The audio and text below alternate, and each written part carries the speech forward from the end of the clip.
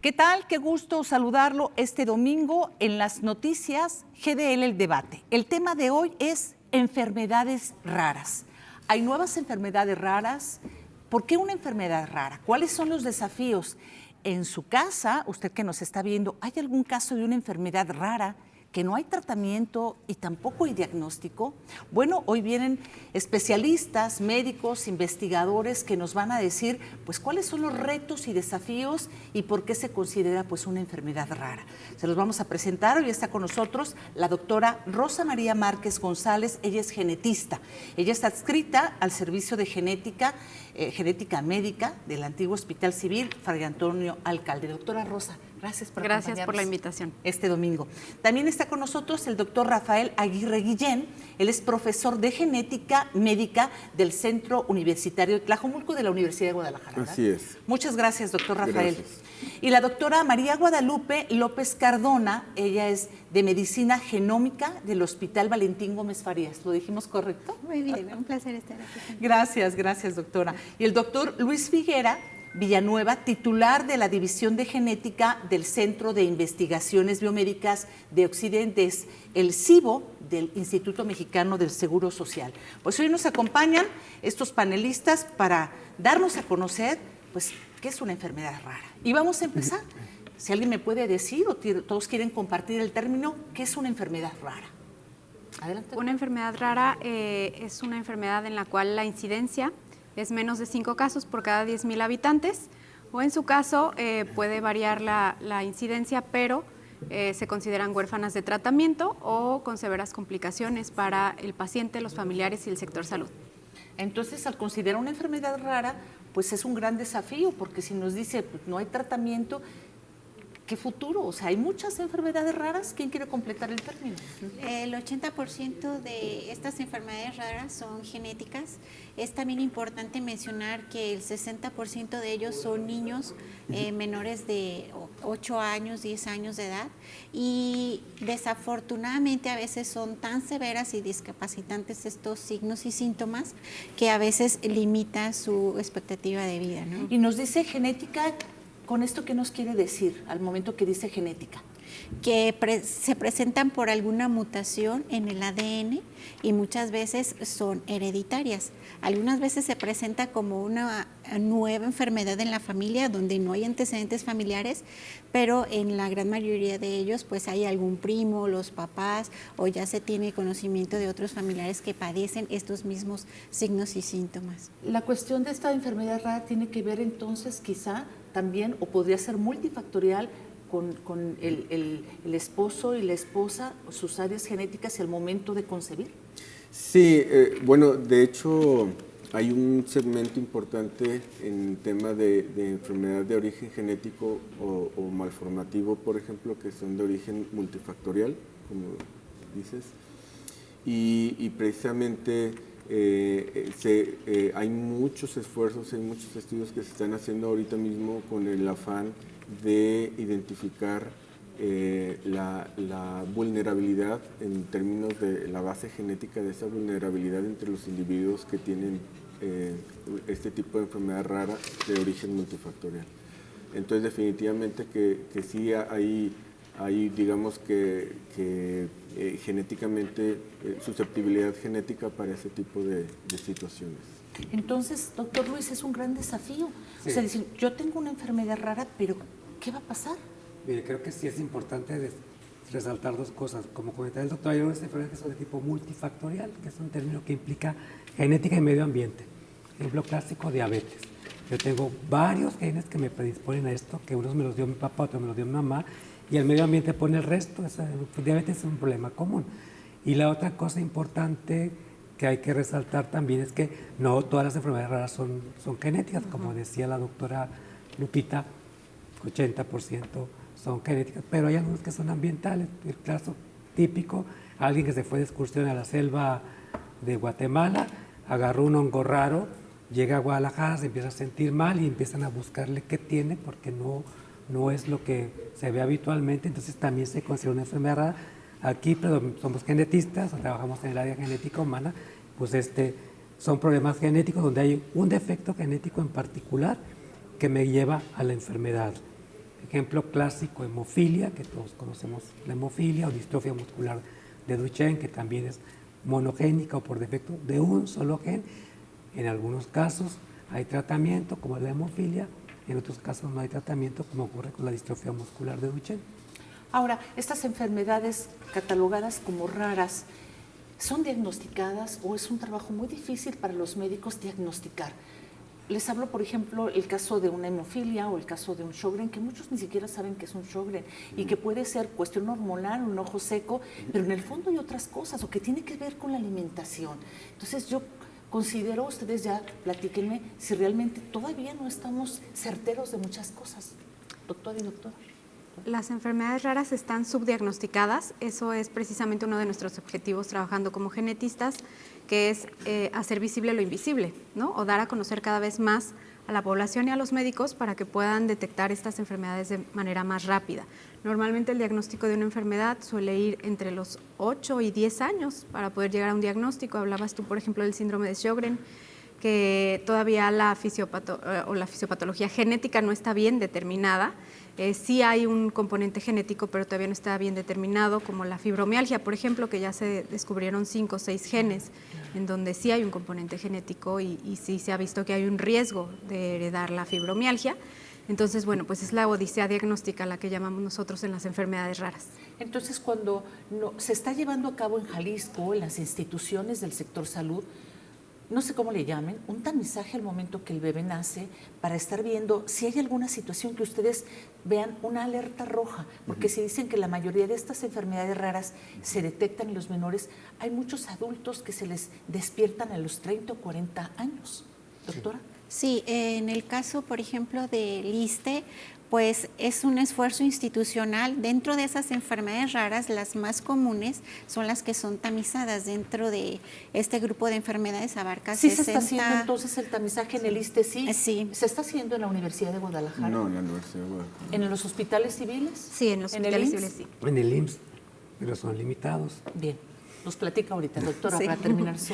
Sí, en este caso, en el ISSSTE se llevan más de 60 enfermedades, 64 y 63, y abarcan las más frecuentes como fibrosis quística, abarca algunas acidemias orgánicas, defectos de aminoácidos, ¿sí? La muy conocida fenilcetonuria, por ejemplo, ¿no? Entonces, es un esfuerzo por identificar de forma muy temprana a estos pacientes que son, como decíamos, los más frecuentes dentro de estas enfermedades raras, pero sin embargo, pues también establecer un tamiz neonatal implica pues que tiene que ser cierta frecuencia importante dentro de la población de estudio para que se pueda establecer el tamiz, sea costo-beneficio importante, y pues que haya también un tratamiento. Entonces, a las enfermedades raras también se les conoce como enfermedades huérfanas, porque no hay un tratamiento. La doctora. Entonces, simplemente para que pueda incluirse en un tamiz neonatal, pues se requiere que haya medidas de prevención paliativas y que se pueda hasta cierto punto controlar la enfermedad y detenerla o establecerle un tratamiento temprano y oportuno. Doctor Luis, muchas veces, completando lo que dicen las doctoras que me han comentado, es que alguien le ha detonado por alguna circunstancia que pasó esta enfermedad a los 30, a los 40 y que no tiene nada que ver con todo el historial de enfermedades de la familia. Entonces dices, ¿y eso qué es? No hay nadie, ni siquiera tu abuelo o tu bisabuelo lo tenía, pero algo sucedió que detonó. Sí, de hecho hay enfermedades que la mayor parte, como mencionaban las doctoras, se presentan en las primeras etapas de la vida. Hay algunas enfermedades genéticas que se presentan en etapas tardías. Yo como trabajo en eso y soy un promotor de esto, hay, por ejemplo, aquí en Jalisco hay un foco de demencia de inicio temprano. Son personas que empiezan a los 40 años y se mueren a los 50. Estrictamente genética. ¿Ustedes han estudiado que hay precisamente aquí en Jalisco? Claro. En Guadalajara. Pues en zona metropolitana. Son originarios casi todos de los Altos de Jalisco. De los Altos me han comentado mucho que el tipo de sangre es O negativo y que hay mucho problema de Alzheimer. No, aquí el Alzheimer, que es el que yo trabajo, es un problema genético, hay una mutación particular en el que se llama presenilina 1 y este se hereda a los hijos, o hay la probabilidad de heredarlo al 50%. Recuerden que toda la información genética viene en doble copia. Si yo ¿Qué tengo tiene que ver que sea en algunos puntos, doctor? ¿Que ahí algo está sucediendo o hay mutó? No, en o hay este qué caso pasó? en particular, que también pasa, por ejemplo, con la hiperplasia suprarrenal congénita, lo que uno asume es que hubo un efecto fundador, quiere decir que alguien llegó con esta mutación o se produjo una ¿Y repobló? mutación allí, y recuerden que hace 50, 70 años no era tan fácil llegar a los altos. Entonces, pues la gente se quedaba allí, se casaba allí. No es que no era tan fácil, es que era una sociedad muy cerrada y no También. permitían que alguien de También. fuera o que no era conocido, pues no lo permitían Claro. ahí. Entonces, ¿verdad? que empieza después de los 40 años, pero por ejemplo nosotros estamos trabajando en colaboración con un grupo en la Universidad del Sur de California, con John Ringman, y él nos buscó porque tenía pacientes de inicio muy temprano con esta mutación que se llama la mutación Jalisco, porque es de Mutación Jalisco. Jalisco. Entonces Ya me con dijo, nombre registrado, oye, ¿verdad? es que tenemos pacientes que tienen demencia muy temprana y todos vienen de Jalisco. Bien. Y fue como empezamos a trabajar. Bien, aquí yo tengo dentro, hay muchas preguntas que me han estado comentando. Antes de irnos al corte, yo voy a comentar algunas enfermedades que familias nos hablaron de aquí de Jalisco.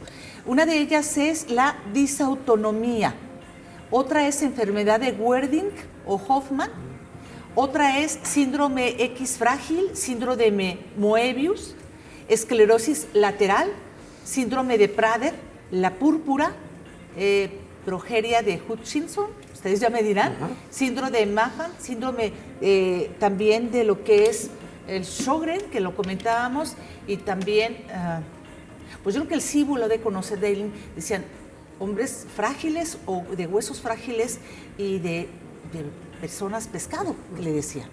La osteogénesis imperfecta probablemente, Bien, que se nos vamos al fracturan. corte y ellos nos dirán qué está pasando con todas estas enfermedades.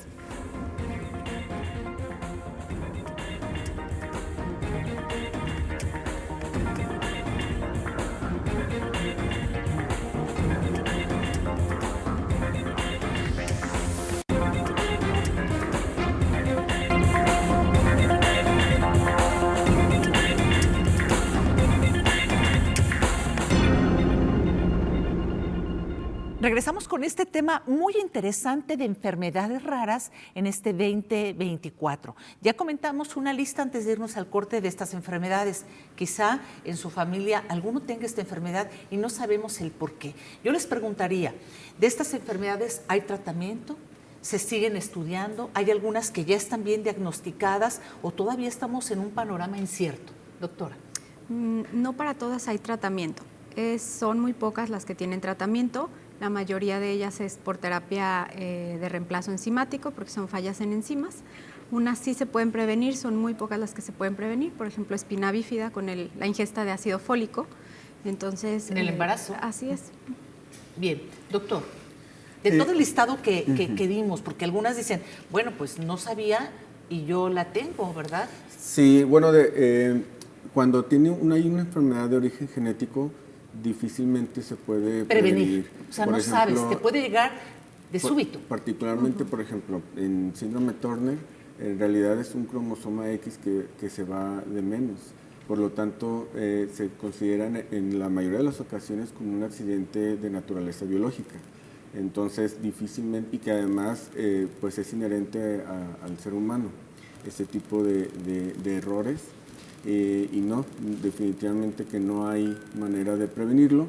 Sin embargo, sí hay, particularmente en Turner, hay manera de diagnosticarlo, hacer diagnósticos muy tempranos y hacerles un manejo clínico, un seguimiento clínico a las niñas para que tengan un crecimiento y una talla final, por ejemplo, que es de lo más importante. Les ayudamos mucho en diferentes partes de su vida, de su padecimiento. O sea, hay mucho que hacer por ellas. Mucho que hacer por ellas. Y de toda esta lista, doctor Luis, que dimos a conocer, pues, ¿cuál es el pronóstico de vida? Cada uno es diferente, como por ejemplo la disautonomía, la de hipotiroidismo, cuando le llaman Hashimoto, entonces todo este tipo de enfermedades. Cada enfermedad va a tener su pronóstico en particular. No podemos generalizar. Por ejemplo, si menciona hipotiroidismo, que no es tan raro, pero hipotiroidismo pues le da su hormona tiroidea y lleva una vida completamente normal. O, por ejemplo, mencionabas también síndrome de Marfan, que es un síndrome genético. caracterizado a personas muy delgadas, altas, dedos largos, el índice cristalino, tienen problemas de válvulas cardíacas y otras cosas, pero desde hace varios años se sabe que con los sartán o algunos equivalentes se previenen complicaciones de esos pacientes, pero hay que diagnosticarlo para poder dárselo. Y a veces los especialistas de otras áreas les cuesta trabajo tomar esta vía, pero funciona, no es la cura. Pero tiene una buena calidad de vida. Tiene sí, una buena calidad de vida y como mencionaba la doctora Rosy, hay tratamientos como terapia de reemplazo enzimático, ya nos está llegando terapia génica y viene toda una ola de tratamientos que quizá podemos comentar más adelante, pero más siguen siendo los costos. Bueno, lo primero que se haga diagnóstico. Y luego los pero costos. un diagnóstico certero, doctor Luis, Exactamente, porque muchas a eso me veces refiero, tenéis certero. pacientes con alguna enfermedad rara y le están dando, no, resulta que siempre no fue eso, Sí, que fue sí, porque sí pasa, estabas muy sobremedicado y pasa. te estaba alterando algunas funciones. pasa. Por ejemplo, hay personas que dicen, es que yo tengo esa enfermedad, pero al momento de que hacen la evaluación no tengo los síntomas. Entonces, ¿qué hace que despierte? Es muy difícil saber por qué él tiene Sjögren y está completamente normal con su gotita diaria y por qué otra persona tiene Sjögren y empieza con inflamaciones, con esta enfermedad autoinmune llena de medicamentos. ¿Por qué?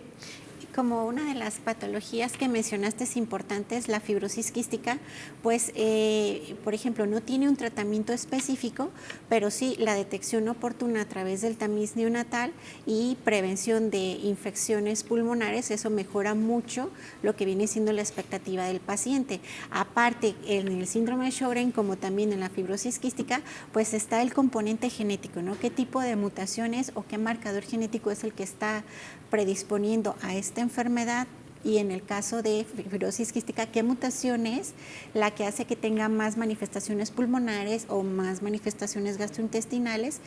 Pero pues también lo importante de esto, aunque muchas de ellas no tienen un tratamiento específico, como lo mencionaba la doctora, sí hay un manejo, ¿sí? Entonces, sí hay evaluaciones que hay importantes que se tienen que hacer para prevenir que se presenten algunas de las complicaciones. Entonces, cada una se trataría de manera especial y en cada paciente diferente, porque hay quienes pues están ya con una evolución importante y hay quienes se detecta y ahí se queda estacionada. Tiene mucho que ver precisamente incluso dentro de la misma familia, aunque tengan la misma mutación, puede haber una expresión diferente. Entonces, incluso pues también personas, aunque tengan la misma enfermedad, pues todavía va a ser mayor la variabilidad. También, aunque en las enfermedades genéticas las dividimos en grandes rasgos en enfermedades cromosómicas, enfermedades monogénicas y las multifactoriales, pues a lo mejor en las cromosómicas y en las monogénicas no interviene tanto el ambiente como en las multifactoriales, pero por ejemplo, sí como mencionamos también en el caso de la fibrosis quística, pues la detección temprana oportuna, el dar los medicamentos adecuados y prevenir las infecciones, esas complicaciones, pues va a hacer que tenga unas manifestaciones más Todo leves. esto también, porque muchos pacientes que tienen estas enfermedades raras que nos están viendo dirán, ¿cómo puedo tener una mejor calidad de vida? Aunque cada caso es especial, tiene que ver algo, la alimentación, tiene que ver el ejercicio, el estilo de vida también, ¿los podría mejorar o ayudar? La verdad es que en el tema de genética es una especialidad para nosotros que es muy personalizada. Y realmente tiene mucho que ver, como hemos puesto sobre la mesa, el tipo de mutación, el tipo de variante genética, la carga genética que tenga cada individuo, el origen, por ejemplo, de cada individuo. Y por lo tanto, lo que se aconseja es acudir pues, con los especialistas, particularmente bueno, en tema de genética, con un especialista en genética, y que se le dé manejo muy específico, muy personalizado. Todo esto, este tipo de enfermedades, es un tema sumamente personalizado. Entonces sí que hay que acudir con un especialista. Pues ahí es donde dices, pues ¿con cuál especialista voy? Claro. Cuando empiezas con los síntomas y empiezas a decir, bueno, esto es gastrointestinal o síndrome intestinal, Dicen que el estómago es el segundo cerebro, entonces algo también tiene que ver ahí. Entonces, ¿con quién debes de acudir? ¿Con un internista para que nos... Mire, esa es la pregunta de siempre. ¿Quién es el experto en enfermedades raras? Nosotros en genética pues trabajamos lo que nos toque de asesoramiento y todo lo demás, pero incluso en el manejo nos encontramos que no a todos los especialistas les interesa y es válido, Es válido pero debe haber siempre identificar dentro de tu grupo, dentro de tu hospital, sabes que el doctor fulano es el que es el bueno para manejar esto. Y hace una investigación Y también de hace su área, investigación ¿verdad? de su área y es el que se dedica, porque al final, como decía la doctora Lupita, no todos los pacientes con enfermedades genéticas se comportan igual. Yo les preguntaría, ¿estamos en México o en Jalisco todavía en pañales para detectar, tratar e investigar enfermedades raras? Para detectar, yo creo que vamos en avance.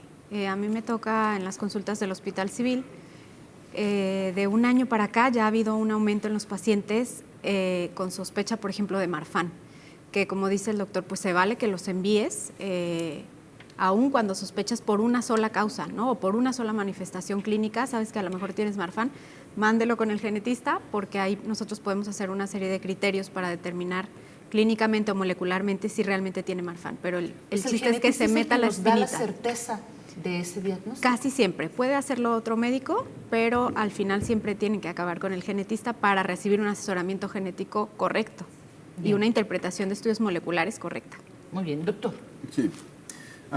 Yo considero que vamos bien en este tema. La verdad es que de 10 años a la fecha, por ejemplo, existen estudios de diagnóstico que no existían cuando yo egresé de la especialidad. Entonces, esto va aumentando las capacidades diagnósticas y a veces hemos diagnosticado enfermedades extremadamente raras, pero gracias a las técnicas que hoy tenemos a la mano. Entonces, ya está, entre más pasa el tiempo, obviamente, se van abaratando los costos de las pruebas genéticas y eso tiene más capacidad para, no solamente en el sector público, sino también en el sector privado, pues hay mucho más capacidad de diagnóstico. ¿Y la mayoría de estas enfermedades raras tienen que ver con sistema inmune, doctora?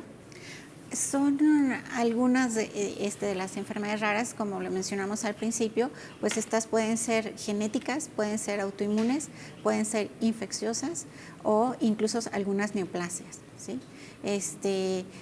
Pero pues aún dentro de esas que no son genéticas al 100%, pues sí tienen una predisposición genética que entrarían dentro del rubro de las enfermedades multifactoriales. Bien, ahora me están pidiendo un corte, pero al regresar yo les preguntaría, o cada caso es especial, ¿cómo ayudar a un paciente en crisis con alguna enfermedad pues rara? Y decirle al paciente, tú tienes una enfermedad rara. Y otra cosa es su pronóstico de vida y cómo cuidarlo y cuáles son las personas más propensas. Regresamos al tercer bloque.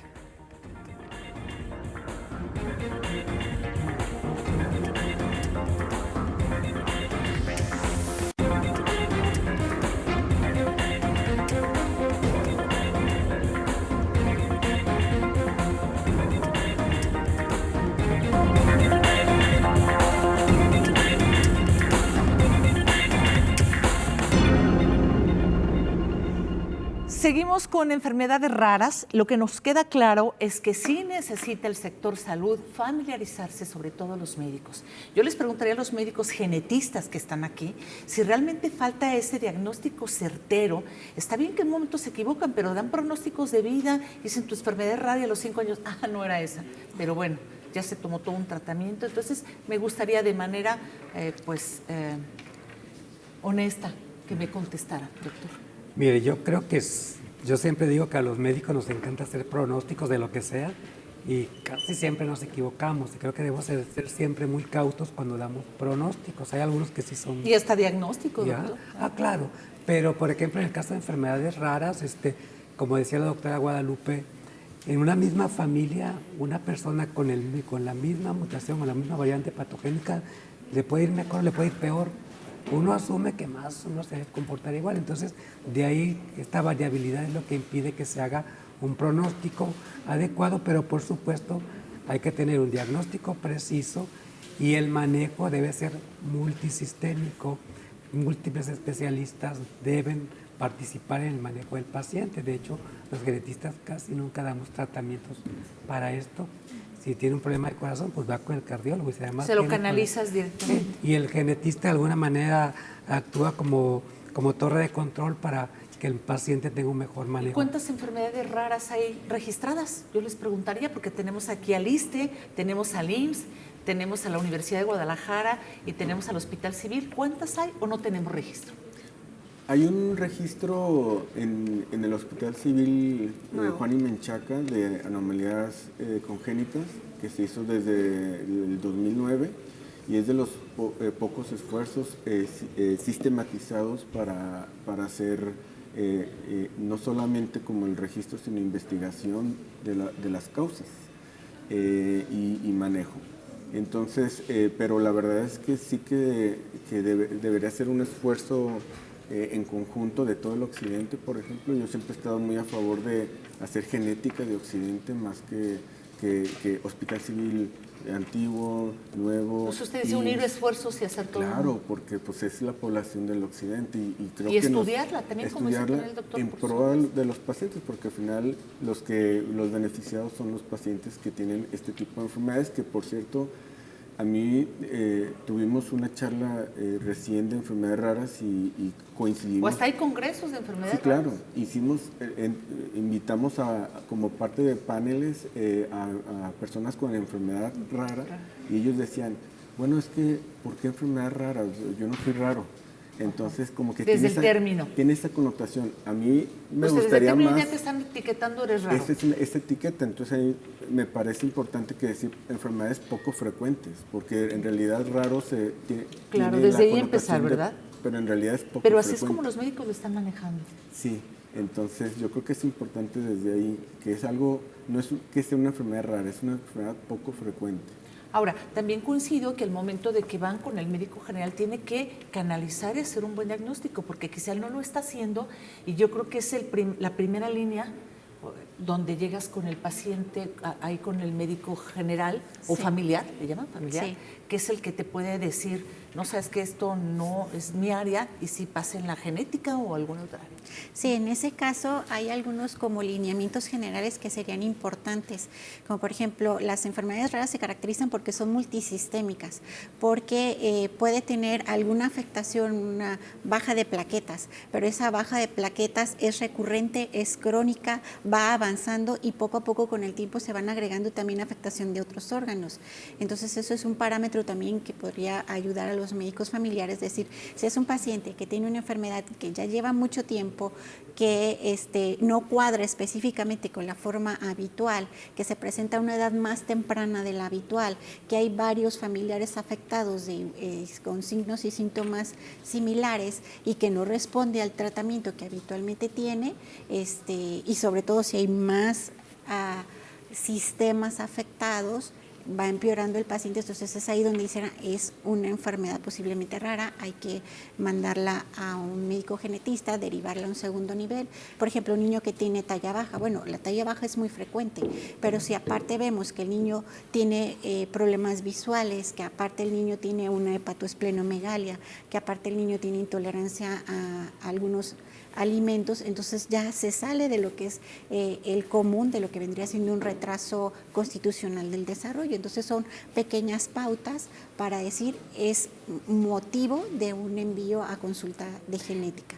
Me preguntan que si dentro de estas enfermedades raras ustedes consideran que es importante, hablando de la mayoría, de hacerse un examen, un estudio, un examen de intolerancia a los alimentos y etc. ¿Qué opinan? Pues eso no tiene nada que ver, es dependiendo de la enfermedad. No, pues les digo, la intolerancia a ciertos alimentos, como puede ser a la, te puede alterar una a la inflamación lactosa y no o sabes. algunos, Sí. puede ser que yo tenga una intolerancia a algún alimento y como esto me descompensa, haga evidente otro problema que traigo, pero no fue la intolerancia lo que me causó el problema genético. O de repente, por ejemplo, cánceres hereditarios. A lo mejor un niño tiene intolerancia a algún alimento, pero resulta que además trae una mutación que le predispone a cáncer familiar, a Jäger, algunos de estos síndromes de cáncer de colon, y se va a detectar cuando se hacen los estudios, pero no porque el alimento le causó el cáncer, sino porque ya hay historia familiar y el niño tiene una mutación. Pues yo creo que eso es también lo que el médico debe de hacer, todo un estudio, ¿no? Y justamente a eso iba. Hablamos también de enfermedades raras o poco frecuentes, con un cuadro clínico muy florido y y muy vasto, ¿verdad? Pero todos los cánceres infantil son considerados una enfermedad rara. Entonces, todos los cánceres en niños tendrían que ser derivados con un genetista, ya para determinar si es un cáncer hereditario, si es un cáncer esporádico, pero de entrada, un pediatra que ve a un niño con cáncer tendrá que identificar que es una enfermedad rara o saberlo. Y ha habido muchos casos que al parecer, no somos nosotros médicos, muchas personas que se habían puesto prótesis les estaba alterando una cuestión reumatoide. Algunas, no estamos generalizando, entonces dices, bueno, tengo dolor en todas las articulaciones, pero no tengo una artritis. Entonces había como un boom también de, no sé cómo se le llama, la extracción de, porque era un objeto extraño, pero como ese también otros muchos casos similares, ¿verdad? Y muchos médicos dicen, bueno, lo primero que te preguntaban es, ¿te alteró? Entonces quitarlos y ya otra vez había esa estabilidad de salud en este paciente, ¿no? Sí, eso como bien lo decía la doctora Lupita, pues es multifactorial, ¿verdad? Tienes una predisposición genética para una enfermedad autoinmune o para una enfermedad reumatológica y además pones un cuerpo extraño que va a activar el sistema inmune o el sistema Claro. de defensas. Preguntan también, por ejemplo, el caso del hipotiroidismo, que si es una familia de 6, 3 lo van a tener, que si es una familia de 4, 2 lo van a tener, que si el papá lo tiene, bueno, pues alguno de los hijos lo va a tener. Esto es cierto. Tiene que ver con el modo de herencia de las enfermedades que mencionábamos hace rato, ¿no? Por ejemplo, las enfermedades cromosómicas suelen ser esporádicas, pero se presentan a mayor edad, por ejemplo, cuando la edad materna es de 45 o más, ¿sí? En las enfermedades monogénicas, esas mutaciones nuevas en la familia o surgen cuando se forman los espermatozoides en el varón, cuando ellos también son mayores de 45 años de edad, como el caso de la acondroplasia, ¿sí? Entonces, los extremos reproductivos de la vida tienen mayor riesgo a presentar estos errores congénitos o mutaciones. En el caso también, por ejemplo, de las enfermedades multifactoriales, pues unas deficiencias alimenticias en la mamá, por eso se recomienda el ácido fólico El momento del preconcepcional. embarazo previo a, ¿verdad? Para Así tratar. es. Yo de eso el del hipotiroidismo, haría énfasis en que el hipotiroidismo es una manifestación de. O sea, aquí lo importante es, ¿Cuál es esa volvemos a lo mismo de acudir con un genetista y ver por qué está haciendo hipotiroidismo ese bebé. Por ejemplo, a mí me mandaron un paciente con hipotiroidismo por el tamiz metabólico del recién nacido y no era tal cual un hipotiroidismo, digamos que como tal cual, o solamente hipotiroidismo, sino era un síndrome que se llama pseudo-hiperparatiroidismo, que es una enfermedad muy poco frecuente. Entonces, la manifestación por donde lo encontraron el pediatra fue a través de un hipotiroidismo. Entonces, eso es lo importante. O sea, hay una manifestación, hay que buscar el por qué. Pero cuando no se sabe, por ejemplo, el caso de disautonomía y que empezó a la edad de 40 años, entonces usted dice muy bien, hay que ver el por qué. Claro. ¿Quién nos puede decir el porqué de cada esta enfermedad? Es poco comunes. Mire, la disautonomía se puede presentar en cualquier etapa de la vida, casi siempre, hasta donde entiendo, está relacionado con problemas cardiovasculares y que el cardiólogo básicamente es el que hace el diagnóstico de disautonomía. O los neurólogos. Y los neurólogos, claro. Sí. Entonces son pacientes que de repente están bien y se les apaga el switch, se nos caen, se nos desmayan, se nos desconectan y esto porque no está llegando suficiente oxigenación a nivel central y por supuesto las consecuencias de esto, pero las causas pueden ser múltiples. Hasta donde entiendo, la mayor parte son de tipo multifactorial, aunque se sabe que hay algunos genes relacionados específicamente con disautonomía. Sí, de hecho hay un estudio genético que involucra a todos los genes analizados hasta hoy que te dan diagnóstico de disautonomía y lo más probable es que siempre haya sido disautónoma esa paciente. A lo mejor en la primaria, en honores a la bandera, se nos mareaba cuando estaba parada mucho tiempo. Y decían, se está desarrollando. Así es, o no ha desayunado. No desayunó. Ajá, Sí. entonces, pues hasta hoy que ya está como más abierto el diagnóstico de disautonomía, pues se da diagnóstico cardiovascular o diagnóstico neurológico. Ahora, ustedes genetistas no pueden dar medicamento. ¿Quería agregar algo, doctora? Es sobre la disautonomía. Muchas veces la disautonomía es parte de otro síndrome. Por ejemplo, puede ser parte de una enfermedad autoinmune o puede ser parte de algunas enfermedades genéticas Pero como el ¿cuál es una Ehlers-Danlos. enfermedad autoinmune? El lupus, por ejemplo, puede cursar con disautonomías. En cuanto a las enfermedades genéticas, el Ehlers-Danlos también puede cursar con disautonomías. Entonces, muchas veces se le diagnostica como disautonomía, pero habrá que ver qué otras manifestaciones tiene, y a lo mejor tenía manifestaciones ya desde pequeño, y a lo mejor vamos a encontrar que tiene también una hiperelasticidad articular, una sensibilidad Ahora, al ustedes sol. no dan medicamento, pero ustedes son los genetistas. Entonces, ustedes pueden saber el porqué de esa enfermedad. Casi no damos medicamentos, retos. pero podemos hacer llegar al paciente con el medicamento. Por ejemplo, acabamos de diagnosticar una mucopolisacaridosis tipo 4 en la consulta privada. Entonces, inmediatamente llamas al representante médico con el que siempre tienes que estar en contacto. Ellos lo derivan, en este caso el paciente tenía IMSS, lo derivan al IMSS y empieza todo este papeleo que, aunque es difícil, se logra dar tratamiento de la enzima que le falta a esta niña, y entonces mejora. O sea, ya vas No directo. cura la enfermedad, pero mejora la calidad de vida y las manifestaciones clínicas del paciente. Entonces, como tal, nosotros no recetamos, pero podemos hacer que las pocas enfermedades que tengan tratamiento, pues el paciente tenga acceso a ello. O que dentro de lo que sería ya la medicina, lo que es la medicina de inteligencia artificial, que llegue justo precisamente a donde ese sería un reto, ¿no? Y un desafío. Sí, es un reto, y la verdad es que todavía está, Muy lejos, está lejano. porque se tiene que está legalizar lejano. también, ¿no? Sí, todavía está lejano, pero bueno, sí que hay los esfuerzos, y yo considero que lo primero que debemos darle mucha fuerza es al tema diagnóstico. El diagnóstico, y ese es el principal reto, considero yo, pero ustedes son los expertos. Y actualmente sí hay Terapia génica. terapia génica, o ahorita están muchas herramientas de inteligencia artificial aplicadas en España. Por ejemplo, hay una muy padre que se llama DX29, o hay una que se llama Rachel, que te ayuda a jalar datos clínicos del expediente, a jalar manifestaciones. Exacto. Y te da un porcentaje diagnóstico para facilitar a los médicos. Sí. Otra herramienta muy interesante también es Face2Genes, que es a través de reconocimiento facial te puede orientar a si el paciente tiene un síndrome de Noonan o tiene una mucopolisacaridosis. Interesante está, Entonces sí. sí hay desarrollos tecnológicos interesantes. Sí. Que eso sería parte Para de los ayudar. avances en la Sí, medicina. así Bien, nos están pidiendo un corte, se nos ha ido muy rápido el programa, que es muy interesante, sobre enfermedades poco comunes o quienes las conocemos como enfermedades raras. Vamos a ir un corte y regresamos para las conclusiones. Regresamos aquí a las noticias GDL, el debate.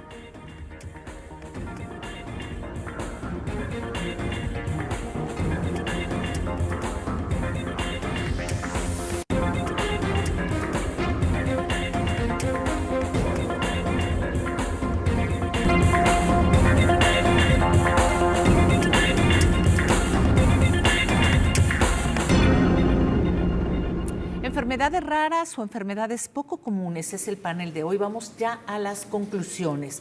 Le podemos decir a la doctora María Guadalupe López Cardona, para ella, ¿cuáles serían las conclusiones? ¿Cuáles serían los retos también para el sector salud? Ella es del ISSSTE, doctora. Pues hay mucho todavía por hacer, pero hay cosas muy importantes, muchos esfuerzos de las instituciones y de las universidades. Por ejemplo, pues el tamiz neonatal, las terapias enzimáticas de reemplazo, las terapias génicas también ya las tenemos muy en puerta. En el ISSSTE ya hay pacientes que se están evaluando, que son candidatos para ellas. También es importante decir, bueno, que las universidades han hecho también un gran esfuerzo en incluir estas enfermedades como obligatorias dentro de los programas de estudio. También en el Día de las Enfermedades Raras, que es el día 29 de abril, pues se hacen eventos donde se comparten experiencias con profesores con mayor experiencia, con estudiantes que van empezando, y entonces esos diálogos y esos foros son muy importantes en donde se discuten estos casos clínicos. También el que haya también comités, consenso para evaluar estos pacientes, establecer un diagnóstico preciso, correcto y un tratamiento, pues esos son gran avances. Nos falta todavía sobre el registro de estas enfermedades, pero también ya el hecho de que se reconozcan ahorita ya 5.500, que son las que establece la OMS, ya no solamente las 23 que había antes. En este año sucedió eso, entonces eso es un avance importante. Nos falta más en cuanto a los diagnósticos. El CIBO es pionero en eso, pero nos gustaría eso también tenerlo pues en los hospitales civiles, también son pioneros en leucemias. En el ISSSTE también nos falta un laboratorio similar, ¿no? Bien, pues muchas gracias, doctora. Vamos ahora con la doctora Rosa María. ¿Cómo concluye, doctora? ¿Y qué mensaje le dan a las familias también que nos están viendo este domingo? A mí me gustaría invitar a los médicos a educarse, a conocer, a involucrarse con la especialidad de genética, a no tenerle miedo, a no tenerle, muchos dicen que es otro idioma y que no entienden mucho, pues aún así que se involucren con nosotros en trabajar en un equipo multidisciplinario para bien del paciente. Y invitar a los pacientes también a acudir, a que no se desanimen, a acudir a los servicios de salud, a decirles que tenemos muchos métodos diagnósticos a la mano para ellos, con una enfermedad rara que llevan años sin diagnóstico, que no se desanimen, que empieza a haber ya un auge para ellos también. Parte de nuestro trabajo como genetistas es el asesoramiento genético, que es acompañar al paciente en esta odisea diagnóstica hasta llegar a un punto de si tiene tratamiento dárselo y si no acompañarlo. Es como tener un rompecabezas, armar las piezas lo más digerible posible para dárselo al paciente de manera reconfortable, sabemos que pues es un diagnóstico difícil, es un diagnóstico pesado económicamente, emocionalmente, entonces también no dejar de lado estos aspectos para humanizarnos con los pacientes, que al final de cuentas pues somos sus acompañantes en esta odisea diagnóstica. Así es, muy importante, doctora. Doctor Rafael. Bueno, invitar a las personas de pensar en una enfermedad poco frecuente como algo que no es tan ajeno, y en ese sentido saber que puede haber una persona cercana con una enfermedad poco frecuente y que se puede manifestar de muchas formas, como por ejemplo talla baja, un niño que no crece, que le cuesta trabajo emparejarse a sus compañeritos de la escuela, una pareja con infertilidad, por ejemplo, que sepan que hay diagnóstico prenatal, que es bien importante el diagnóstico prenatal para enfermedad cromosómica.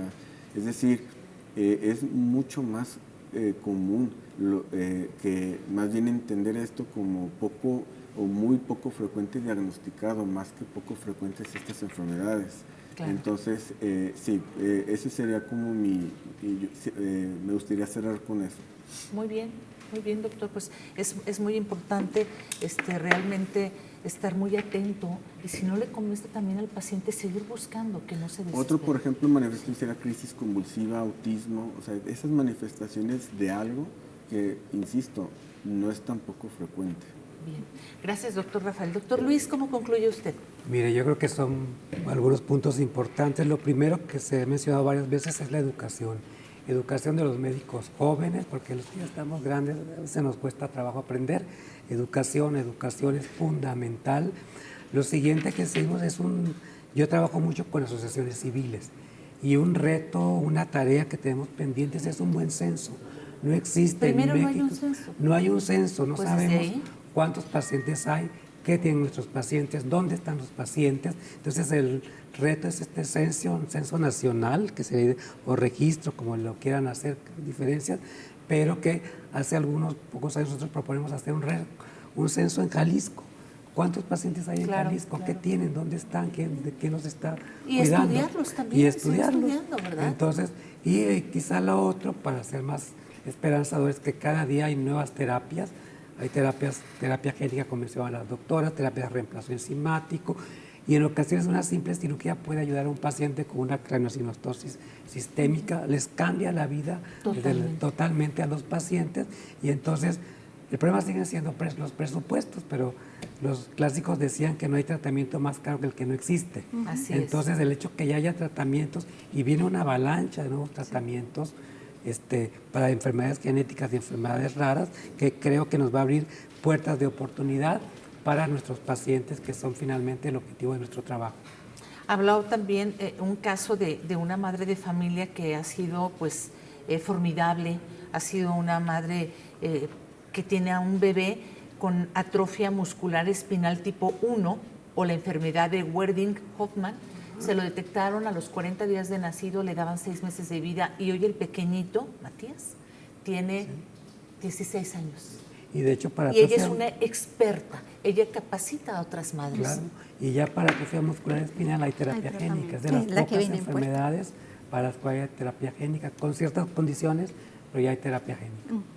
Pues es un gran reto y un desafío para ustedes genetistas y para los médicos. Ojalá de verdad, como lo comentaron algunos de ustedes, formar un comité, pero de todas las instituciones, y evaluar cada uno de los pacientes. Creo que les daría una gran esperanza, porque sería la experiencia de todos ustedes para ese caso, quizá darle la vuelta y decir, no, por aquí no, pero por aquí sí, y resulta que dio un giro de 180 grados y tiene una mejor calidad de vida. Entonces, sería un gran reto para el sector salud que dentro de sus políticas públicas, de verdad, lleve a todas las instituciones que se hermanen en este tipo, ISSSTE, IMSS, Civiles, Universidad de Guadalajara, con todos sus expertos para este tipo de casos. Yo creo que sería extraordinario, ¿verdad?, la experiencia de cada uno de ustedes como genetistas. Sí, así es. Bien, pues hay que seguir. Yo creo que muchos de estos pacientes han sido muy resilientes, ¿no?